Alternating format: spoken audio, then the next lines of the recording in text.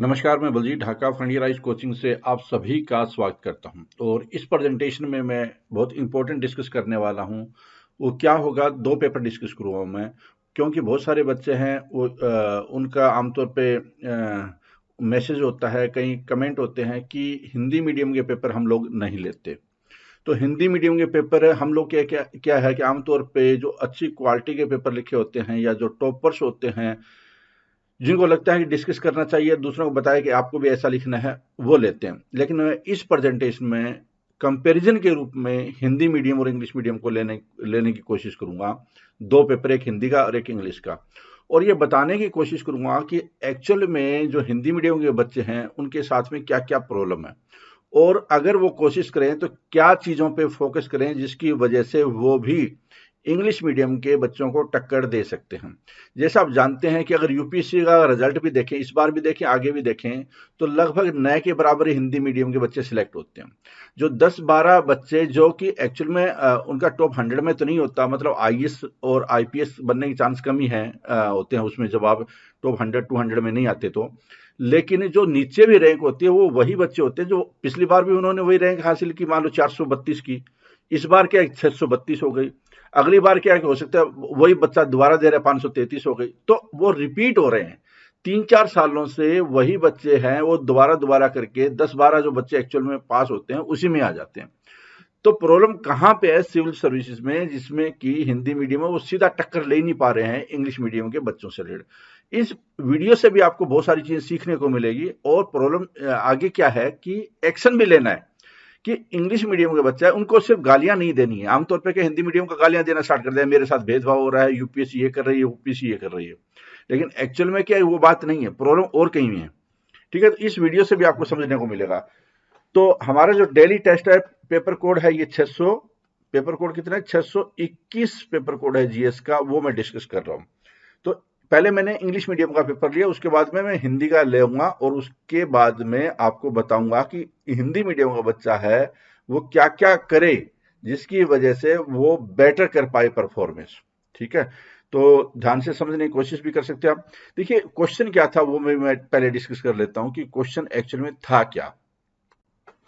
अब देखिए ये क्वेश्चन दिया हुआ था कि vaccine nationalism is a wholly misconceived idea and it must be given up, and the country should follow the slogan no to vaccine nationalism, yes to global cooperation, critically analyze the statement। जैसे आप जानते हैं कि जब second wave आई थी उस time में क्या है कि भारत की जो अपोजिशन पार्टीज है या जनता है उन्होंने काफी ज्यादा आलोचना की थी, और विश्व स्तर पे भारत के प्रयास को काफी ज्यादा सहराया गया था। उससे पहले, ये जो प्रॉब्लम आई थी उससे पहले, कि भारत ने यहाँ से बहुत सारी दवाइयाँ और वैक्सीन है पूरे विश्व में, स्पेशली जो गरीब देश हैं उनको उपलब्ध कराने की कोशिश की। तो यहाँ पे एक मुद्दा बनता है कि क्या एक्चुअल में वैक्सीन नेशनलिज्म एक खतरनाक है तो क्या क्या इसके खतरनाक परिणाम हो सकते हैं, क्या पूरे वर्ल्ड पे इसकी मंदी आ सकती है, गरीब और अमीर देशों के बीच में खाई बढ़ सकती है, क्या है, ये पूरा एनालाइज करना था इसके मुद्दे पे। दूसरा क्वेश्चन है, India has been ranked 49th out of 104 countries in the Chandler good governance index, which initiative by the Indian government are moving India upward in the index. तो यहाँ पे मोटे तौर पे ये तो इंडेक्स है, लेकिन इंडिया क्वेश्चन यहाँ पे ये बन रहा है कि सरकार क्या क्या कर रही है गुड गवर्नेंस के लिए। सीधा क्वेश्चन उस रूप में भी पूछा जा सकता है और इंडेक्स के माध्यम से भी किसी एग्जाम में पूछा जा सकता है, और वैसे भी ये जो पॉलिसी मैटर है उसके ऊपर सीधा क्वेश्चन है कि सरकार है अच्छी गवर्नेंस के लिए क्या क्या कर रही है, क्योंकि सरकार बहुत ज्यादा कोशिश करती है कि हमने डायरेक्ट बेनिफिट ट्रांसफर लाए, सीधा लोगों के खाते में जा रहा है पैसा, नीति आयोग है हमारा थिंक टैंक है, ये पॉलिसी इनिशिएटिव करता है, और उसी के माध्यम से कुछ जो इनिशिएटिव लिए गए जैसे कि फार्मर की डबल इनकम होनी चाहिए, या जो बड़ी कंपनियों का सरकारी कंपनियों का प्राइवेटाइजेशन होना चाहिए जिससे कि एफिशिएंसी आ सके पूरे सिस्टम में। तो इस तरह के बहुत सारे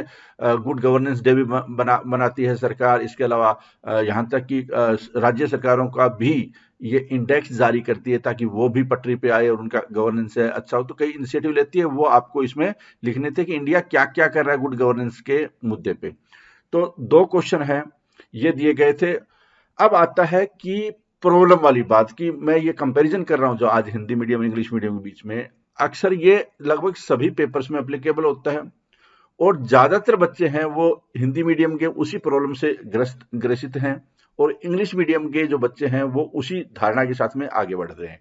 तो उसका एक तो कॉमन डिस्कस करूंगा, और पर्टिकुलर पेपर के माध्यम से मैं आपको एक्सप्लेन करने की कोशिश करूंगा। ठीक है, तो एक तो सबसे बड़ी प्रॉब्लम ये आती है, ये करते हैं हिंदी मीडियम के बच्चे, कि वो जैसे 2 क्वेश्चन दिए हुए हैं तो 2 नहीं लिखेंगे, 1 लिख देंगे। मतलब कि टाइम उनका कंप्लीट हो जाता है एक क्वेश्चन करने में भी। और वो जो एक क्वेश्चन करते हैं ना, या तो वो बहुत ज्यादा लिख देते हैं उसमें जिसकी इतनी जरूरत नहीं है, या क्या वो इतना सोच सोच कर लिखते हैं कि डाटा वाटा तो लिखेंगे नहीं, वो सेंटेंस फॉर्मेशन पे ही ध्यान दे देते हैं, और एक एक सेंटेंस है वो 30-30 वर्ड्स का हो जाता है। मतलब कि एग्जामिनर पढ़ते टाइम में भी, या वो पढ़ेगा ही नहीं एक्चुअल में, क्यों पढ़ते टाइम में उसको मेहनत करनी पड़ रही है उसको, और वो स्टोरी सी लग रही है, उसमें कोई फैक्ट डाटा वगैरह कुछ है नहीं, प्रेजेंटेशन नहीं है, डायग्राम नहीं है, कोई ग्राफ नहीं है, कोई चार्ट नहीं है, कोई एनालिटिक्स नहीं है, वो सीधा एक स्टोरी के रूप में पेश हो जाता है। तो सबसे बड़ी प्रॉब्लम क्या, और क्या एक्शन लेना है, कि आप भले ही कम लिखो एक क्वेश्चन में, आपको पेपर कंप्लीट करना है। अगर हम लोग डेली टेस्ट में 2 क्वेश्चन दे रहे हैं तो दोनों लिखने हैं, आधी समस्याओं का समाधान यहीं से स्टार्ट हो जाएगा। और अगर वो 3 घंटे वाला पेपर है, और 3 घंटे में जितने क्वेश्चन है, आपका पहला टारगेट होना चाहिए कि सारे के सारे क्वेश्चन आप अटेम्प्ट करें। इससे क्या है कि जो आप फालतू की चीजें लिखने की कोशिश करते हैं सजा सजा कर स्टोरी के रूप में, एक तो उससे आपका ध्यान ही हट जाएगा। क्योंकि आपका काम पहले से ही हो जाएगा। देखो, बड़ी इंटरेस्टिंग बात है कि जब आप पेपर ही कंप्लीट नहीं करेंगे तो कंपटीशन से तो पहले ही बाहर हैं। फिर आप किसी को गालियां देने का, यूपीएससी को गालियां देने का, एचपीएससी को गालियां देने का, इंग्लिश मीडियम को, आईआईटी को, इंजीनियर्स को, उसका कोई फायदा ही नहीं है। क्योंकि प्रॉब्लम कहां थी, प्रॉब्लम आपने पेपर ही कंप्लीट नहीं किया। और वो क्या है, दूसरा वो इंग्लिश मीडियम वाला या इंजीनियर, उसका ध्यान ये है कि मैं पेपर कंप्लीट करूं। तो दो एक अपोजिट थॉट प्रोसेस हो रहे हैं, और ये लगातार, और ये ज्यादातर टेंडेंसी है हिंदी मीडियम के बच्चों की। और प्रॉब्लम यह है कि वो कंप्लीट नहीं कर रहे हैं चीजों को। तो कंप्लीट करेंगे तभी तो मैदान में आएंगे। 50 ओवर का मैच है तो 50 ओवर तो खेल लें। आप 50 ओवर का मैच को 30 ओवर में के हिसाब से बना रहे हैं, पहले ही आपके दिमाग में है। और उसमें भी क्या है कि स्लो स्लो रन ले रहे हैं कि भाई मैं रिस्क नहीं लूं। मेरी समझ में नहीं आ रहा रिस्क है या वो क्या है। ठीक है, तो एक तो क्या है कि ये मैंने एग्जैक्ट आपको बता दिया है कि आप कंप्लीट पेपर के ऊपर जरूर फोकस करें, और स्पीड को बहुत ज्यादा तेज रखें। अब देखिए क्वेश्चन पे आ जाते हैं, वैक्सीन नेशनलिज्म वाले पे। इन्होंने पहले क्या है कि डिफाइन किया, इंग्लिश मीडियम वाले बच्चे ने डेफिनेशन दी है कि vaccine nationalism is going for pre purchase agreements with the manufacturing firms in advance by wealthy and developed economy which is a totally misconceived idea. तो यहाँ पे क्या है कि उन्होंने बताया है, क्या बताया कि एक्चुअल में होता क्या, किन कौन कर रहा है इसको, वेल्दी नेशन और डेवलप्ड नेशन कर रहे हैं। ठीक है, जिसको कि ग्लोबल नॉर्थ भी बोलते हैं हम लोग, वो लोग कर रहे हैं। तो एग्जाम्पल के तौर पे उन्होंने बता दिया USA, France, Germany etcetera. Similar case in H1N1 influenza where USA blocked 6 lakh doses to deprive other under developed nation. तो उन्होंने एक एग्जाम्पल भी साथ में पेश कर दिया कि ये सिर्फ कोरोना का मुद्दा तो नहीं है, ये हमेशा ही होता है कि जब भी कोई बड़ी महामारी का खतरा होता है, उसमें क्या है कि ये मेरा, या मेरा राइट है, या मेरे पास पैसे हैं, वो वाली विचारधारा से कुछ देश, मतलब पूरे वर्ल्ड में फैली हुई है, लेकिन कुछ देश ही उस पर कब्जा कर लेते हैं वैक्सीन के ऊपर पहले। तो यहाँ पे उन्होंने एग्जाम्पल के रूप में पेश किया। फिर आ जाता है कि बहुत ही शानदार प्रेजेंटेशन के रूप में, उन्होंने शानदार प्रेजेंटेशन के रूप में एक डायग्राम या चार्ट टाइप की पेश उसने कर दी है कि इसके मुद्दे क्या हैं, कि ये क्यों है, इसका एनालिसिस किया, और क्रिटिकली एनालिसिस कैसे है कि डीप में उन्होंने अगेंस्ट द मोरल एथिक्स और कोड है कि ये नहीं होना चाहिए, ये नहीं होना चाहिए कि मोरल एथिक्स के कोड है against the thoughts of global economy. कि एक तरफ आप ग्लोबल इकोनॉमी की बात करते हैं, जब आता है प्रतिबंध लगने की बात तो आप बोलते हैं ग्लोबल इकोनॉमी होनी चाहिए, फ्री व्यापार होना चाहिए, इस तरह की बातें हो रही है। Defeat the purpose of fighting together. एक तरफ बड़ी बड़ी बातें करते हैं कि हमें मिलकर लड़ना होगा, हमें ये होगा वो होगा, लेकिन फिर आप तुरंत अपनी बातों पर उतर आते हैं। तो क्रिटिसाइज बाय द WHO ने भी इसको गंभीरता के साथ में लिया। इंडिया का स्टैंड किया after development of corona vaccine, Covaxin and Covishield. India generally supplied its doses in bulk to neighboring poor countries like Bangladesh, Bhutan, Nepal etcetera vaccine diplomacy के तहत इंडिया ने अपने जो मित्र देश हैं लेकिन बहुत अमीर नहीं है उनकी मदद की। तो इंडिया का ये स्टैंड रहा है। तो इसका मतलब इंडिया इसके खिलाफ है कि किसके खिलाफ है कि ये अमीर देश अपना कब्जा न करे उसके ऊपर, उसके खिलाफ है। नेशनलिज्म का कॉन्सेप्ट बीच में ना लाए। India went along the moral code and ethics and showed as a good neighbor. India supplied hydrochloroquine despite of having high demand in its own country and faced criticism also. तो India ने तो यहाँ तक की stand लिया कि भाई India में भी जरूरत है, इंडिया अपने देशों को तो अपने लोगों को प्रोवाइड कर रहा है, साथ में अमेरिका जैसे देश को भी उसने प्रोवाइड किया, दूसरे देशों को जो गरीब देश उसको भी प्रोवाइड किया। ये इसका बोलना है जो लिखने वाला है। इंडिया एक्टेड विद, तो इसका मतलब यहाँ पे क्या दिया जा रहा है, ये एग्जाम्पल दिया जा रहा है, यहाँ पे एग्जाम्पल दिया जा रहा है, इंडिया का रोल बताया जा रहा है, इंडिया का पॉजिटिव जो वास्तव में किया इंडिया ने उसको भी एक हाईलाइट किया जा रहा है। एग्जाम्पल कौन सी दवाइयों में किया इंडिया ने, किन देशों के साथ में किया, तो डाटा फैक्ट है, प्रेजेंटेशन है, ये तो आ जाता है क्वालिटी ऑफ कंटेंट में। और ये क्या आ जाता है, ये वाली इस तरह की चीजें ये आ जाती है आपकी प्रेजेंटेशन, कि आपने आइडिया कम शब्दों में ज्यादा बेहतर ढंग से किसी चीज को प्रेजेंट कर दिया, पिक्टोरियल फॉर्म में भी प्रेजेंट कर दिया आपने। India acted with in neighbour first and acted east policy that can help her in attaining UN permanent seat strong contender. तो उन्होंने एक लार्जर जियो पॉलिटिक्स का कि इंडिया कैसे अपने आप को स्थापित करे, और यूएन के परमानेंट सीट के साथ भी लिंक किया, नेबर फर्स्ट के साथ में किया, एक्ट ईस्ट के साथ में किया। तो कई इसने पॉलिटिकल जार्गन का भी इस्तेमाल किया कम शब्दों में। ठीक है, फिर है unified approach. Corona disease is a highly contagious disease which can not be defeated at the national level by holding the vaccine. It is a global challenges that can be defeated by unified approach only, so vaccination will not work here. यहाँ पे इसने काट ढूंढकर बता दिया कि ये क्यों दिक्कत आ रही है। तो यहाँ पे उसने बहुत स्ट्रॉन्ग वर्ड यूज किया, बहुत अच्छी सेंटेंस, इसको अंतर्गत लाएंगे हम क्या, quality of content, quality of content और रेलेवेंट कंटेंट, और एक मेच्योरिटी के साथ में इसने इस सेंटेंस को प्रेजेंट किया। कंक्लूजन देख लेते हैं। WHO should devise a proper framework to deal with the pandemic disease and act against the vaccinalism, because only together we can defeat the contagious diseases. ठीक है, सभी डिजीज के लिए, सिर्फ कोरोना फोकस नहीं, पूरी सभी के लिए इसने एक यूनिफाइड अप्रोच और उसकी बात की। तो ये कंक्लूजन कर दिया। तो कुल मिलाकर के मुझे लगता है कि बहुत ही शानदार फैक्ट है, प्रेजेंटेशन है, ठीक है, और 200 शब्दों वाली भी स्टोरी है, उसने लिमिट किया। क्योंकि ये देखो, हिंदी मीडियम का बच्चे को उतना ही टाइम दिया गया था और इंग्लिश मीडियम के बच्चों को इतना टाइम दिया गया। इंग्लिश मीडियम के बच्चा का, और ये ज्यादातर केसेस में ये मत सोचना कि मैं कोई बिल्कुल अलग अलग ले रहा हूं। ज्यादातर केसेस में क्या है कि इंग्लिश मीडियम का बच्चा सोचता ही है कि मैं दोनों क्वेश्चन करूं, जबकि हिंदी मीडियम का बच्चा है वो इतना नहीं सोचता कि मुझे दोनों क्वेश्चन करने हैं। ज्यादातर केसेस में आधे लिख कर भेजते हैं, अब आधे का क्या चेक करना, क्या नंबर दे क्या न दे। और उसमें भी क्या है कि आगे देखना आप, उसमें तो कुछ दिखते हैं। तो एक तो क्या है कि आपको दूसरा, एक तो पहले मैंने बताया आपको कि आपको पेपर कंप्लीट पे फोकस जरूर रखना है, तो इससे अपने आप ही आपके ऊपर प्रेशर पड़ेगा और स्पीड बढ़ेगी। दूसरा क्या है कि देखिए यहां पे इसकी जो फैक्ट है ना, याद है, चीजें क्या है याद की हुई है। यहां बिल्कुल क्लियर है कि चीजें याद की हुई है, फैक्ट है, फिगर है, स्टैटिस्टिक्स है, पिक्टोरियल है, रिप्रेजेंटेशन है, क्वालिटी कंटेंट है, और अच्छी जार्गन टाइप के भी यूज किया। जार्गन का मतलब ये नहीं है कि आपको बहुत हाई फाई अंग्रेजी या हिंदी का इस्तेमाल करना है, जैसे यूनिफाइड अप्रोच वाली चीजें हो गई, ठीक है, वैक्सीन डिप्लोमेसी वर्ड हो गया, फिर इस तरह की सेंटेंस भी हाइड्रोक्विन वगैरह भी आपको एक बेटर देते हैं, एक्ट ईस्ट हो गया, नेबर फर्स्ट हो गया।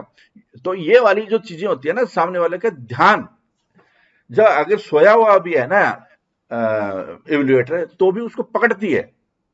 ठीक है, अच्छा, इसके लिए मैसेज क्या, मेरा ये, और मैंने ऊपर भी लिखा है कि बेटर क्वालिटी का पेन इस्तेमाल करना चाहिए। अब होगा क्या कि इसको भी तो अपनी स्पीड बढ़ानी पड़ेगी, तो कंपटीशन में है, क्योंकि हो सकता है इस कंपटीशन में ये इससे भी बेटर लिखने वाले मिले, ऑब्वियसली मिल सकते हैं, और स्पीड से भी लिखने वाले मिले, स्पीड भी मैटर करती है। तो हमें आपको सभी को, मैं एक पेन पे अलग से वीडियो भी बनाऊंगा, बेटर क्वालिटीज का, हाई फ्लो हो, हाई क्वालिटी की इंक हो, वो इस्तेमाल करना है। और अच्छी क्वालिटी की इंक या अच्छी क्वालिटी का फॉन्ट जब आप यूज करते हैं एक पेन के माध्यम से, तो सामने वाला बहुत ज्यादा इंप्रेस होता है, प्रेशर पड़ता है उसके ऊपर, इवैल्यूएटर के ऊपर भी। ठीक है, तो इस बात का भी ध्यान रखिए आपको। अगला फिर था गुड गवर्नेंस इंडेक्स पे। Chandler good governance index is a annual index that is published by Chandler institute Singapore. तो इन्होंने सिंगापुर का इंस्टीट्यूट है उसके बारे में बता दिया कि क्या है, इंडिया की क्या रैंक है और फर्स्ट कौन था। बहुत शानदार पिक्टोरियल रिप्रेजेंटेशन इसने दे दिया है। Better performer in South Asia, ease of doing business, इसके इंडिकेटर क्या उसने एक बेटर एक डायग्राम पिक्टोरियल रिप्रेजेंटेशन के माध्यम से इसने पेश कर दिया। Good governance, good market place, way to rise in nation, ease of doing business, leadership quality, ये इंडिकेटर है कि हम उसको ज्यादा इंडेक्स में वैल्यू देंगे। तो गवर्नमेंट ने इनिशिएटिव क्या लिया, भारत सरकार ने क्या लिया है, देखिए इसने काफी 1 2 3 4 5 6 7 को सिर्फ इतने शब्दों में इसने पिरो दिया है, कम शब्दों में 7 इंडिकेटर बता दिया। आरटीआई भी आया, आरटीई आया, अच्छा यहाँ पे इस्टेब्लिश्ड ऑफ नीति आयोग आया, observation of good governance, national governance portal, good national good governance index, प्रारंभ स्टार्टअप इंटरनेशनल समिट। ठीक है, ये सारी, ठीक है। शायद ये आरटीआई लिखना चाहती थी, ये कुछ यहाँ पे मुझे ऐसा लग रहा है कि वो एजुकेशन की तरफ ले गई है, जबकि राइट टू इंफॉर्मेशन है वो गुड गवर्नेंस इंडेक्स है। क्या राइट टू एजुकेशन है वो भी है, वो भी गुड गवर्नेंस के रूप में आप ले सकते हैं, हम इसको गलत तो नहीं बोल सकते, लेकिन मेरा यह मानना है कि आरटीआई हो सकता है वो लेने की कोशिश कर रही हो। एनीवे गलत नहीं है, लेकिन मैसेज एक बार एग्जाम का इवैल्यूएटर का उस तरफ जा सकता है दिमाग। कंक्लूजन, तो इस इंडेक्स के बारे में ये बोल रही है कि that provide a framework and institutional policy to guide the nation to provide better working environment to the business unit and people of the country about national policies. ठीक है, तो ये कंक्लूजन के रूप में बता दिया कि एक अच्छा इनिशिएटिव है और इससे दुनिया को और बिजनेस यूनिट को फायदा होगा, लोगों को फायदा होगा। और ये 100 शब्दों में लिखना, तो कुल मिलाकर उसने विद इन टाइम लिखा है, बहुत अच्छे पिक्टोरियल, गुड पॉइंट्स, सारी चीजें इसने की है, तो कुल मिलाकर के बहुत अच्छा स्कोर इसको दिया गया है। ठीक है, अब हम देखते हैं, अच्छा इससे क्या हमें देखने को मिला कि प्रेजेंटेशन मतलब पिक्टोरियल रिप्रेजेंटेशन, ग्राफ का इस्तेमाल है, डाटा का इस्तेमाल है, अच्छे जो होते हैं ना जैसे डिप्लोमेसी, वैक्सीन डिप्लोमेसी है, प्री परचेज एग्रीमेंट है, इस तरह की जो वर्डिंग होती है सामने वालों को कैच करती है, उसका इस्तेमाल किया गया है। ठीक है, जो हम गुड क्वालिटी में भी कर सकते हैं। पूरा फ्लो में इसने रखा है कि स्टार्ट कैसे करना है, बॉडी में कहाँ रखना है, कंक्लूजन में कहाँ रखना है, वर्ड लिमिट में भी देखो। वर्ड लिमिट इसलिए आ जाती है कि आप पेपर कंप्लीट नहीं करेंगे, वरना ऐसा नहीं है कि 100 वाला आप 150 में लिखेंगे तो आपके कोई नंबर काटने वाला है, उस रूप में नहीं लिया गया। उसको आपके ऊपर प्रेशर कि आप लिखो पहले और कोशिश करो कि वर्ड लिमिट, वरना पूरा नहीं होगा पेपर। तो इस बात पे ज्यादा ध्यान रखा गया। तो ऑब्वियसली क्या वर्ड लिमिट तो अच्छी रखी है इसने, रेलेवेंट है और लैंग्वेज भी सामने वाले को दिखाई दे रही है, और ग्रामर में कोई ऐसी गड़बड़ नहीं है, ग्रामर स्पेलिंग में नहीं है। तो कुल मिलाकर क्या है कि एक अच्छा इसने लिखा हुआ है। ठीक है, अब देख लेते हैं जो इंग्लिश हिंदी मीडियम का पेपर है, और ज्यादातर क्या है बच्चे उसी तरह से लिखते हैं हिंदी मीडियम का, तो उसमें क्या क्या इंप्रूव करना है वो हम लोग इस वीडियो की इस अगले पेपर में देखेंगे। अब देखिए हिंदी मीडियम का मैं ले आता हूं, और ये एक कॉमन प्रॉब्लम है जो इसमें नजर आएगी आपको, वो ज्यादातर में आएगी, और वहां पे जो मैंने पहले पेपर डिस्कस किया वो ज्यादातर में उस तरह की चीजें मिलेगी इंग्लिश मीडियम में।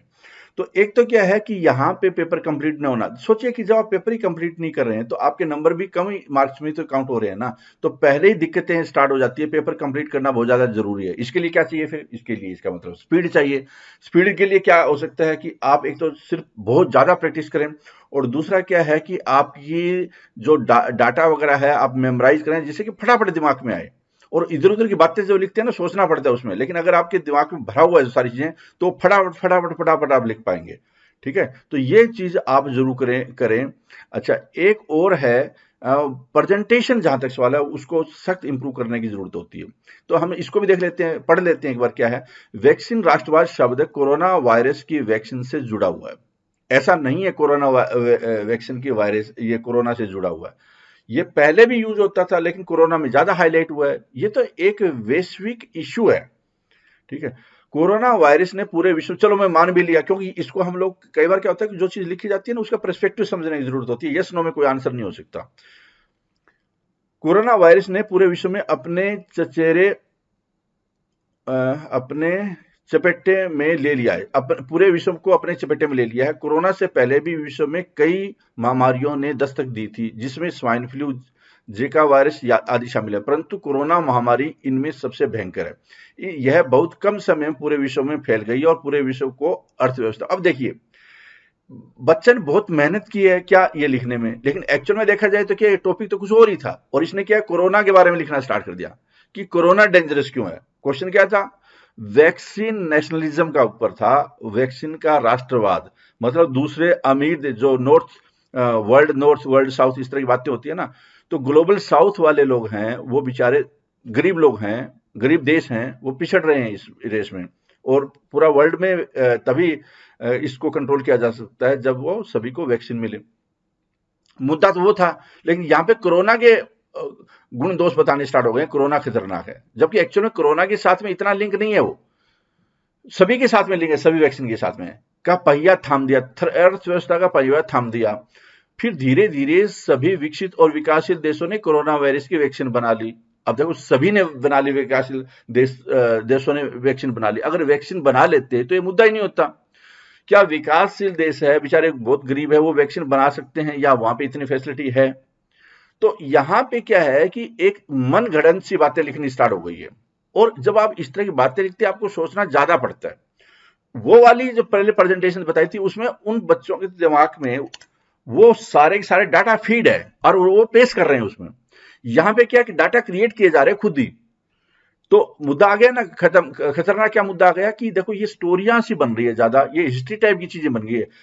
इंटरेस्ट क्रिएट, हमें ये ऐसा लग रहा है कि ये इंटरेस्ट क्रिएट करने के लिए हिस्ट्री गढ़ रहा है, जबकि एक्चुअल में क्या है कि इसका मुद्दा समझने की जरूरत है। क्वेश्चन को पहले अंडरस्टैंड करें, अच्छी तरीके से पूछा क्या गया है, उसके बाद जितने भी डाटा है, जो बच्चा जितने ज्यादा लिखेगा ना उसको डाटा याद करने की एबिलिटी उतनी डेवलप ज्यादा होगी। देखो आमतौर पे इंग्लिश मीडियम वाले इंजीनियर साइंस स्टूडेंट होते हैं, इंजीनियरिंग में 400 के आसपास पेपर होते हैं पूरे इस डिग्री के दौरान में। यूनिट टेस्ट है, असाइनमेंट है, ये है वो है, full and test, half yearly है, क्वार्टरली है, इस तरह करके 400 के आसपास टेस्ट से गुजरता है वो।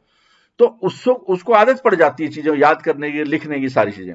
ठीक है, मतलब साइंस और वो इंग्लिश मीडियम वाले बच्चों को। हिंदी मीडियम वाले बच्चे आमतौर पे इतने टेस्ट से वो गुजरते नहीं है कभी। जब आती है नौबत, जैसे हम लोग बोलते हैं आप डेली टेस्ट करो, डेली राइटिंग करो, ये करो, तो उसमें भी क्या है कि वो थोड़ा सा पीछे हटते हैं। जितना ज्यादा आप लिखेंगे उतना ही ज्यादा आपको प्रेशर पड़ेगा, आपको ऊपर जो दुविधा आएगी उससे निपटने की कोशिश करेंगे, तभी तो समस्या का समाधान होगा। अगर जिन बच्चों ने, देखो इसने लिखा है, कम से कम अच्छी बात तो यह है कि इसने लिखा है। कई तो ऐसे ही है हिंदी मीडियम के, देखते रहते हैं कि मैं क्या करूं, इसमें क्या करूं, और लिखते ही नहीं है, पेपर देख लेते हैं, लिखते नहीं है वो, उसका फायदा क्या होगा? जबकि जहां तक सवाल है नॉलेज का, तो ये जो लिख रहे हैं वो मेंस क्वालिफाई कर गए हैं, प्रीलिम्स क्वालिफाई कर गए हैं, तो वो भी एचएस मेंस का, ये भी एचएस मेंस का। फर्क कहां पे है कि वो उसमें बहुत तेज गति से इंग्लिश मीडियम के बच्चे हैं वो अपने आप को ढाल रहे हैं और वो झोंक रहे हैं आग में कि लिखना भाई, कुछ भी हो जाए, कितने नंबर आए, उससे इंप्रूवमेंट भी आ रहा है। यहाँ पे थोड़ी हेजिटेशन हो रही है लिखने में हिंदी मीडियम बच्चों को, और ज्यादातर हिंदी मीडियम की यही दिक्कत आ रही है कि वो लिखते नहीं है। अच्छा, जिन देशों ने वायरस की वैक्सीन बनाई है वो उन देशों को वैक्सीन नहीं देना चाहते। जो देश ऊपर लिख दिया कि सभी ने बना ली, विकसित और विकासशील ने, नीचे लिख दिया कि जिन्होंने नहीं बनाई वो देना चाहते हैं। तो कॉन्ट्रेडिक्ट तो पहले ही हो गया, कॉन्ट्रेडिक्ट मामला क्या पहले ही। और एक चीज और है, मान लो कॉन्ट्रेडिक्ट न भी होता तो भी एग्जामिनर है ना, अगर वो न भी पढ़े, आमतौर पे एग्जामिनर इतनी चीजें पढ़ेगा नहीं, वो इतने कंजेस्टेड सा लिखा हुआ है, न कोई पैराग्राफ बनाया है, देखो न कोई प्रेजेंटेशन है, उसमें पैराग्राफ वगैरह सब कुछ था। यहाँ पे आपको देखने को मिलेगा कि ऐसे को पैराग्राफ या इस तरह की चीज नजर नहीं आ रही है। अब बिल्कुल ये साफ है कि इसमें अगर पैराग्राफ नजर नहीं आएगा तो पॉइंट भी नहीं बना पा रहे हैं। एक स्टोरी लिख दी गई है, और वो भी देखिए कि जितना उस बच्चे को टाइम मिला उतना ही इस बच्चे को टाइम मिला। इसने एक ही क्वेश्चन लिखा, उसने 2 लिखा, इसने स्टोरियां टाइप लिखी, इसमें उसको ज्यादा मेहनत करनी पड़ी, क्यों सोचना पड़ा है। वहां पे वो क्या मेहनत नहीं कर रहा, वो एक ऑलरेडी उसके दिमाग में फिट सी चीज थी, उसको धड़ाधड़ धड़ा करके कम समय उसने लिख दिया है।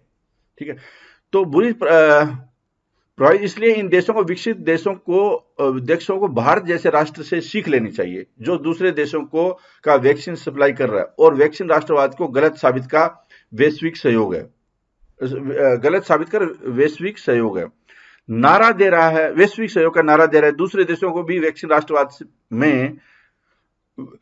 राष्ट्रवाद को छोड़कर वैश्विक सहयोग में शामिल होना चाहिए, ताकि विश्व महामारी से लड़कर जीता जा सके। ये उन्होंने कंक्लूजन किया। तो ऐसा लग रहा है कि यहाँ पे कोरोना बीमारी को कैसे खत्म करना, उसके ऊपर ज्यादा फोकस हो गया। मुद्दा कुछ और था, क्वेश्चन तो कुछ और ही था। तो इसका मतलब हम बोल सकते हैं कि जो कंटेंट है वो रेलेवेंट भी नहीं है। कंटेंट क्या है, रेलेवेंट नहीं है। तो रेलेवेंट कब आए कंटेंट? रेलिवेंट आप एक क्वेश्चन से इसको अटैच मत कीजिए। रेलिवेंट तब आते हैं जब आपका बहुत सारे डाटा, इंफॉर्मेशन, सारी चीजें याद है और क्वेश्चन को बड़े गंभीरता के साथ में पढ़ते हैं और लगातार जब आप प्रैक्टिस करते हैं, बहुत सारे आंसर लिखते हैं, 5-6 घंटे आपके दिन में आंसर राइटिंग पे जा रहे हैं, तो क्या होता है कि फिर आप क्वेश्चन को बड़े बारीकी से देखना स्टार्ट कर देते हैं। वरना क्या है, जो दिमाग में आपके चल रहा होता है ना, ऊपर ऊपर की चीजें, कि कोई क्वेश्चन आए उसी के ऊपर लिख देते हैं। अगर ये इसमें कोरोना का कोई जिक्र ही नहीं है क्वेश्चन में भी, तो भी आपके दिमाग में कोरोना घूम रहा है, क्योंकि आपको वही लिखना है। अब चीजें याद ना होने की वजह से क्या है कि आप बातों को अच्छे सेंटेंस के रूप में कन्वर्ट करने की कोशिश कर रहे हैं, हिस्ट्री टाइप की चीजें बनाने की कोशिश कर रहे हैं इस चीज को। उससे क्या होगा कि फैक्ट तो आए नहीं। वहां पे देशों के नाम भी थे, यहाँ पे एक भी देश के नाम नहीं है। वहां पे डोजीज वगैरह पता नहीं क्या क्या था लिखा हुआ पहले वाले क्वेश्चन में, यहाँ पे वो भी नहीं है। तो जो फैक्ट है, एग्जाम्पल है, अच्छी सेंटेंसेस का फॉर्मेशन है, वो सारे गायब हो गए। और ये प्रॉब्लम क्या एक बच्चे के साथ में, हिंदी मीडियम के, ये प्रॉब्लम ज्यादातर के साथ में। इंप्रूव कर रहे हैं, सीख रहे हैं कि इंग्लिश मीडियम वाले कैसे ले रहे हैं। बच्चों को हिंदी मीडियम के इस बात का फोकस करना चाहिए कि जो इंग्लिश मीडियम के टॉपर बन रहे हैं ना, वो इस वजह से नहीं बन रहे कि हिंदी मीडियम के साथ नाइंसाफी हुई है। ये गलत धारणा हिंदी मीडियम के कोचिंग सेंटर ने डाल रखी है। वो इस वजह से बन रहे हैं कि वो शुरू से बहुत अच्छा लिखना जा रहे थे। 9वीं 10वीं में वही टॉपर थे, 12वीं में भी टॉपर थे, इंजीनियरिंग में, आईआईटी में, वहां पे भी वो बहुत स्ट्रॉन्ग किया। ठीक है। और उन्होंने बहुत ज्यादा पेपर लिखे हुए हैं इंजीनियरिंग के दौरान में या साइंस पीरियड के दौरान में। तो वो इस वजह से ऑलरेडी क्या है कि उस मार्क खाए हुए हैं और एक किस्म से उनके ऊपर प्रेशर पड़ा हुआ है कि भाई उनको ये जॉब लेनी पड़ेगी, वरना तो वो बेरोजगार काउंट नहीं कहलाएंगे अपने आप को, और फेलियर भी नहीं कहलाएंगे, पसंद करेंगे, कहलाना पसंद करेंगे। तो वो अपनी लड़ाई लड़ रहे हैं। और यहाँ पे क्या है कि लड़ाई नहीं लड़ रहे हैं, ये थोड़ा सा एक प्रयास ही कर रहे हैं कि यूपीएससी की चलो इस बार भी तैयारी कर लेते हैं। इस तरह से मैसेज नहीं जाना चाहिए। फिर भी क्या है, इस लड़के ने लिखने की कोशिश की है और बहुत सारे जो लिखने की कोशिश कर रहे हैं, भले ही कम नंबर आ रहे हो, भले ही स्ट्रगल कर रहे हो, कुछ बच्चे अच्छा भी लिख रहे हैं। लेकिन मैं टिपिकली एक हिंदी मीडियम का पेपर भी दिखाना चाहता था आपको, ताकि आपको समझ में आए कि प्रॉब्लम कहाँ कहाँ पे है। ठीक है। तो प्रॉब्लम कहाँ पे नजर आई आपको कि वो पूरा पेपर कंप्लीट नहीं करते। दूसरा क्या है कि वो सेंटेंस क्या है कि पूरा एक स्टोरी के रूप में लिख दिया, ना कोई पैराग्राफ बना रहा है, ना कोई अंडरलाइन हो रहा है, ना कोई हाईलाइट हो रहा है, ना कोई डाटा है, ना कोई फिगर है, ना कोई चित्र है। ठीक है। इन सारी चीजों में इसमें दिक्कत आ रही है। जहां तक लैंग्वेज का सवाल है, देखो यहाँ पे मैं लैंग्वेज में क्या बताऊं, क्योंकि लैंग्वेज है वो तो एक अजीब तरह की लैंग्वेज चली गई है। क्वेश्चन कुछ और था, लिख कुछ और दिया जा रहा है। ठीक है। और वहां पे भी लैंग्वेज में उनके कोई प्रॉब्लम नहीं है, इंग्लिश में बड़े अच्छे लिख रहे हैं वो। तो हम ये नहीं बोल सकते कि इंग्लिश में कोई ग्रामर या वहां पे मिस्टेक है। यहाँ पे इफेक्टिव लैंग्वेज और बेटर हो सकती थी, जहां तक मैं समझता हूं, क्योंकि मुद्दा की बात नहीं आ रही है इन चीजों में। ठीक है। तो क्या क्या पॉइंट है फिर फोकस रखने की जरूरत है। एक तो रेलिवेंसी, रिप्रेजेंटेशन वाली पिक्चर बनाना है, जैसे डायग्राम बनाना है, इससे ज्यादा चीजों को कम शब्दों में लिख देना है, क्वेश्चन को समझना है, वर्ड लिमिट को क्रॉस, ये क्वेश्चन अगर 2 दिए हुए हैं तो 2 करने हैं, 10 दिए हुए तो 10 करने हैं, 20 दिए हुए तो 20 करने हैं। ठीक है। एक क्वेश्चन पर नेसेसरी टाइम नहीं लगाना है। ठीक है। चीजें आप इस ढंग से विकसित करोगे एग्जाम में, सोचना कम पड़े और लिखना ज्यादा, लिखने पे ज्यादा फोकस हो। क्वेश्चन को बहुत ढंग से पहले ही समझ लेना है। ठीक है। ये सारी चीजें अगर आप करते हैं लगातार प्रैक्टिस से, ये चीजें इंप्रूव हो जाएंगी। तो मुझे पूरा यकीन है कि अच्छी टक्कर हिंदी मीडियम के और इंग्लिश मीडियम के बच्चों में जरूर देखने को मिलेगी। तो जिन बच्चों को लग रहा था कि हिंदी मीडियम को भी लेना चाहिए, क्या हम लोग दिखाते कम है, वो इस वजह से दिखाते हैं कि वो एक्चुअली आ नहीं रहे उस रेंज में और लिख भी कम रहे हिंदी मीडियम के बच्चे। ठीक है। इस प्रेजेंटेशन में इतना ही।